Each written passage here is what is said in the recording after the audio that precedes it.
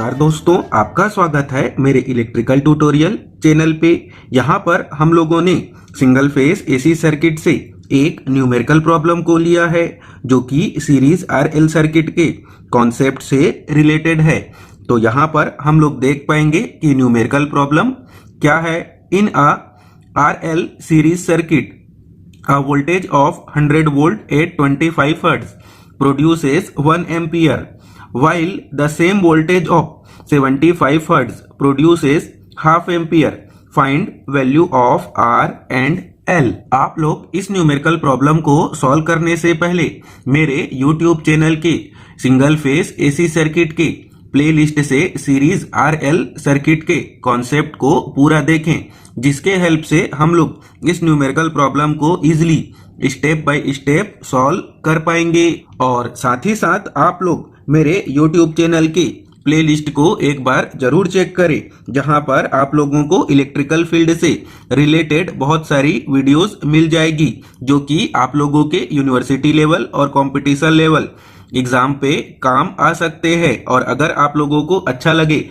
मेरे बताने का मेथड या समझाने का तरीका, तो आप लोग सभी वीडियोस को लाइक और शेयर करें और साथ ही साथ मेरे YouTube चैनल को भी सब्सक्राइब करें, जिससे आप लोगों को जो भी वीडियोस इस चैनल पर अपलोड होगी उसकी लेटेस्ट जानकारी मिल सके। तो आइए मिलके सॉल्व करते हैं इस न्यूमेरिकल प्रॉब्लम को। हम लोगों को इस न्यूमेरिकल प्रॉब्लम पे रेजिस्टेंस R और इंडक्टेंस L के वैल्यू को कैलकुलेट करने के लिए इस न्यूमेरिकल प्रॉब्लम पे दो कंडीशन दिया गया है, जिसके पहले कंडीशन पर हम लोग वोल्टेज के वैल्यू को कितना ले पाएंगे।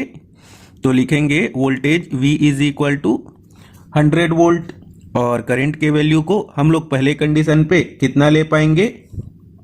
लिखेंगे I1 इज इक्वल टू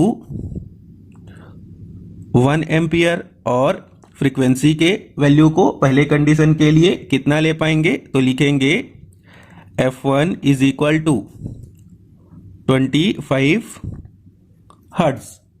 और इस न्यूमेरिकल प्रॉब्लम के सेकंड कंडीशन पर भी हम लोगों को वोल्टेज के वैल्यू को कितना लेना होगा, 100 वोल्ट, और करंट के वैल्यू को कितना लेना होगा, हाफ एम्पियर। तो हाफ एम्पियर पे करंट के वैल्यू को कितना ले पाएंगे, 0.5 एम्पियर, और फ्रीक्वेंसी के वैल्यू को सेकंड कंडीशन पर न्यूमेरिकल प्रॉब्लम के अकॉर्डिंग कितना ले पाएंगे, 75 हर्ट्ज।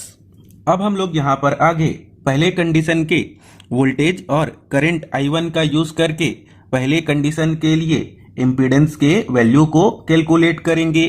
तो पहले कंडीशन के लिए हम लोग इम्पीडेंस के लिए कितना लिख पाएंगे। तो लिखेंगे Z1 is equal to V upon I1। अब हम लोग इस पे V और I1 के वैल्यू को पुट करेंगे। तो V का वैल्यू कितना है, 100, और I1 का वैल्यू कितना है, 1। जब हम लोग इसको सॉल्व करेंगे तो Z1 का वैल्यू कितना मिलेगा, 100 ओम। और हम लोग जैसा कि जानते हैं कि सीरीज आरएल सर्किट पे इम्पीडेंस का वैल्यू कितना होता है, तो लिख पाएंगे Z1 के जगह कितना लिखेंगे, सीरीज आरएल सर्किट के इम्पीडेंस के वैल्यू को। तो लिखेंगे R square plus ω1 L square का वैल्यू इसके इक्वल पे होगा 100 ओम। और यहाँ पर हम लोगों ने पहले कंडीशन के इम्पीडेंस के वैल्यू पे जो हम लोगों ने अंडर रूट पे R स्क्वायर ω1 L का स्क्वायर लिखा है, उस पे ω1 इसलिए लिखा है क्योंकि फ्रीक्वेंसी का वैल्यू हम लोगों को अलग दिया गया है। और जैसा कि हम लोग जानते हैं कि ओमेगा इज इक्वल टू कितना होता है, 2πf। अब हम लोग इस फॉर्मूले का यूज करके ω1 के जगह कितना रखेंगे, 2πf1, और f1 के जगह हम लोग क्या पुट करेंगे, 25 हर्ट्ज। तो यहाँ पर अब हम लोग इस साइड के रूट को हटाएंगे। रूट को हटाने के लिए हम लोगों को दोनों साइड का क्या करना होगा, स्क्वायर। तो कितना लिख पाएंगे, R स्क्वायर, और ω1 के जगह कितना लिखेंगे, 2πf1 L का होल स्क्वायर, और इस साइड भी हम लोगों को क्या करना होगा, 100 का स्क्वायर। अब हम लोग यहाँ पर पहले कंडीशन के फ्रीक्वेंसी के वैल्यू को पुट करेंगे। लिखेंगे R स्क्वायर, और जब हम लोग यहाँ फ्रीक्वेंसी के वैल्यू को कितना पुट करेंगे, 25। तो 25 और 2 मल्टीप्लाई होके कितना हो जाएगा, 50। पाई को वैसी का वैसी रहने देंगे तो लिखेंगे 50 पाई का square L square is equal to 100 का स्क्वायर। और हम लोग इस वाले इक्वेशन को नाम दे देंगे इक्वेशन नंबर 1। अब हम लोग यहाँ पर आगे दूसरे कंडीशन का यूज करके पहले कंडीशन की तरह फिर से इम्पीडेंस के वैल्यू को कैलकुलेट करेंगे। तो दूसरे कंडीशन पे इम्पीडेंस के वैल्यू को कैलकुलेट करने के लिए V और I2 के वैल्यू को यूज करना होगा। तो यहाँ पर अब हम लोग लिख पाएंगे Z2 is equal to V upon I2 और हम लोगों को V का वैल्यू कितना दिया है 100 और I2 का वैल्यू कितना दिया है 0.5। अब हम लोग इसको सॉल्व करेंगे तो Z2 का वैल्यू हम लोगों को क्या मिलेगा 200 ओम। हम लोग यहाँ पर Z2 के लिए भी सीरीज RL सर्किट के इम्पीडेंस के फॉर्मूले को लिखेंगे।